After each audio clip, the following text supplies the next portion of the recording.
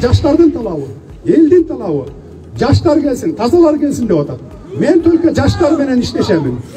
Анткени келечек жаштардыкы. Мен жаштар менен иштешем. Жаш кадрларды, таза кадрларды өстүрүп чыккыча 5-10 жыл убакыт керек экен.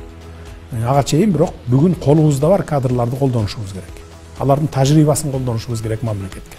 Эртең мен мисалы жаш кадрларды коп коюп бир тармакка ушул тармакты тартып кетсин деп күтүп отурсам, мен күтүп отурсам боло берет. Бирок мамлекет эл күтпөйт экен да. Эртең 1 жыл 2 жылдан кийин сурайт да. Кана 1 жыл болду, 2 жыл болду, эч өзгөрүү жок дейт да. Анан мен айта албайм да. Жаш кадрларды коп койдум менен ушулар жылдыр албай атат деп айта албайм да. Ошон үчүн колубузда бар эски кадрларды мейли мурда булганган болсо дагы алып келип мына могу жерге сени коёюн. Бирок эгерде баягы мурунку көнгөн адатыңа кирип кетсең, анда решеткага кетесиң. Жарым жыл 1 жылдан кийин билинип калат. Бардыгы азыр Кыргызстанда жашыра албайсың эч нерсе. Мына ак үйдө, көк үйдө деле 1 сааттан кийин кайсы начальник отдел эмне менен шугулданып атат, кайсы баягы булакты өзүнүн чөнтөгүнө буруп коррупциялык схеманы түзүп атат, мага жетип калат 1 сааттан.